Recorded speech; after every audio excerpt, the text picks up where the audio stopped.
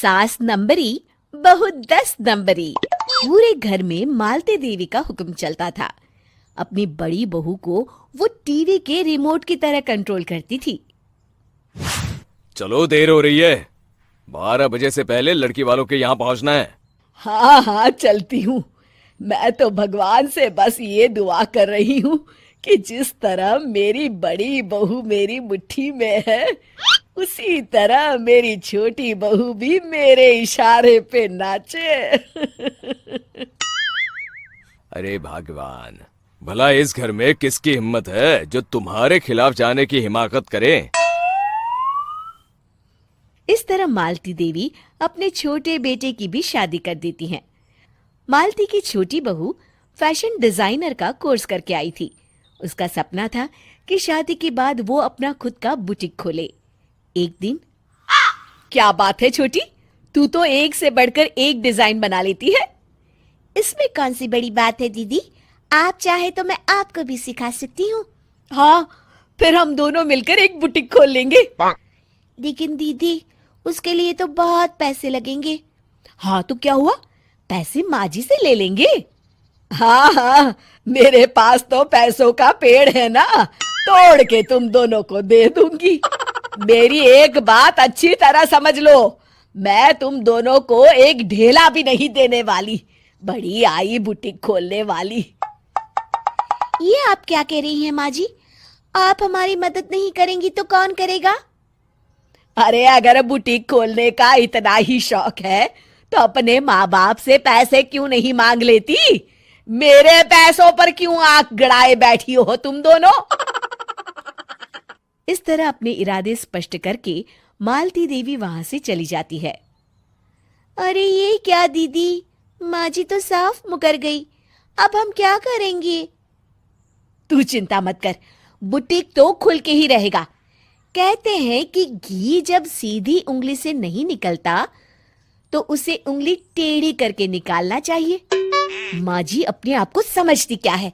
पूरी सोसाइटी जानती है कि माँ जी ने अपनी सास को घर से निकालकर उनकी दौलत पर कब्जा कर लिया है। हाँ दीदी, अब तो जैसे को तैसा करना पड़ेगा। फिर दोनों बहुएं मिलकर एक साजिश रचती हैं। एक दिन, अरे नालायक, जरा ठीक तरह से पैर दबा, बिल्कुल मजा नहीं आ रहा। खाने पीने में तो कोई कसर नहीं छोड़ती। तभी वहां बड़ी बहू हाथ में एक फॉर्म लेकर आती है।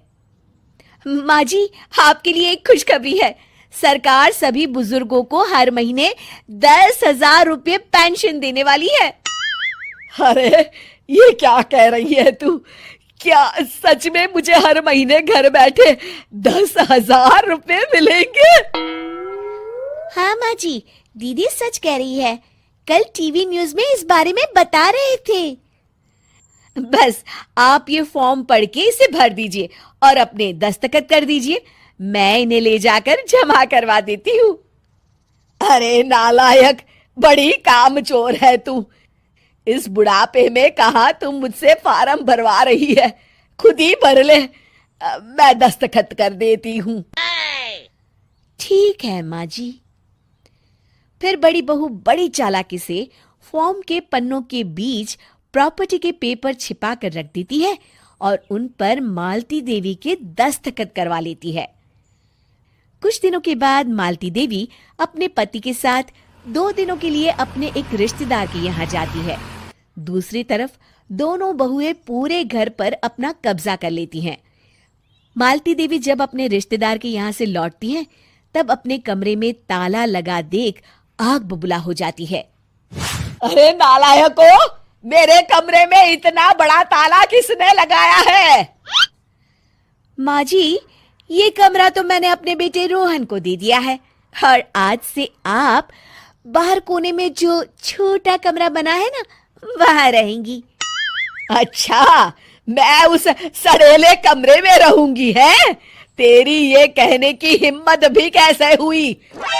और मेरी इजाजत के बिना मेरा कमरा देने वाली तू होती कौन है? लगता है तू भूल गई, इस घर की मालकिन मैं हूं।